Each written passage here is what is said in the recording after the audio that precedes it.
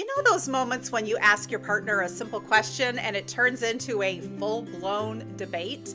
Communication with our partner can sometimes be a little tricky, but don't worry, I've got you covered. Today, we're talking about how to ask better questions, handling stress like a pro, and then also how to really listen to your partner instead of just secretly planning your response. Let's start with a quick question. Would you rather be asked, how do you feel about, or what do you think about? It seems like a very small difference, but it can make a huge impact. Some people process things through their emotions. Others process through logic. So let me give you a few examples. Let's start with this one. How do you feel about us moving? Or what do you think about us moving? Here's a second one. How do you feel about me getting a new job? Or what do you think about me getting a new job? And lastly, how do you feel about getting a pet? Or what do you think about getting a pet? You see what I mean? One of them opens up emotions and the other one invites an opinion. And knowing which one is the better question for your partner just makes conversations so much smoother. So try them both out. Figure out which is the better question. Next up, stress. We all have a stress style. Some of us need to vent, get everything out. Others need quiet alone time. And others need to eat a great big bowl of ice cream just to pretend that everything's okay. No judgment. But here's something so important to remember, that your partner's stress style might not be the same as yours.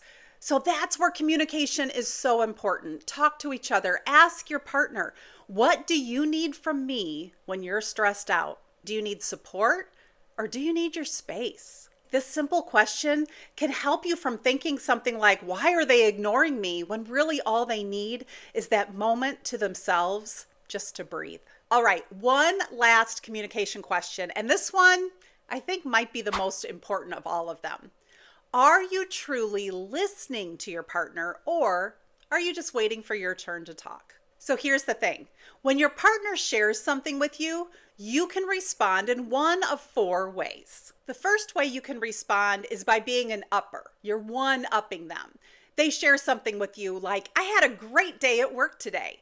And you say, you had a great day. Listen to my day. I got so much work done. My boss told me I was her favorite. And then we had a great lunch. I even got to go home early.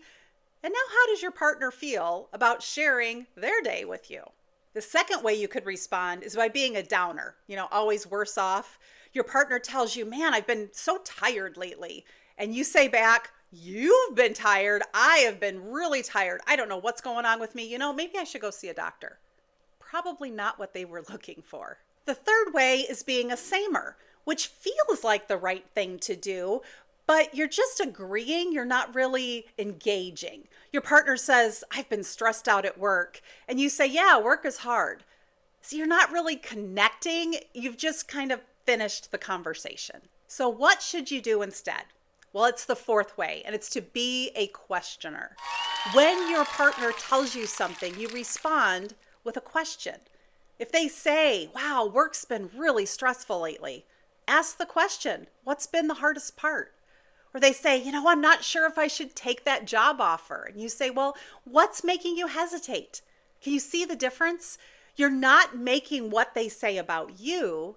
You're asking questions to show them that what they say really matters. Communication is just one of the many areas to understand about yourself and about your partner.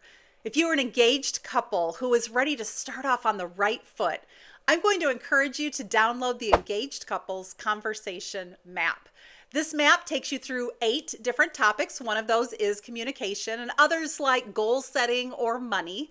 And you'll really understand yourself and your partner as you go through these together. And I'd encourage you not to do them all at once, but do one a day for the next 8 days, or maybe even better, one a weekend for the next 8 weeks. You can click on the link in the description to download your free map. If you are interested in a more in-depth discovery about who you are as a couple, then you can book me for your own private Preaisle commitment conversations. I love meeting with couples before they say I do to talk about who you are as a couple. You can find out more information at Preaisle.com. At the end of the day, communication isn't about talking more. It's about talking better. It's about asking the right questions, respecting each other's stress styles, and truly listening. You'll be amazed at how much smoother your communication will be. Let me know in the comments, what are some of the ways you have learned to best communicate with your partner? And don't forget to like and subscribe, and I'll see you in the next video.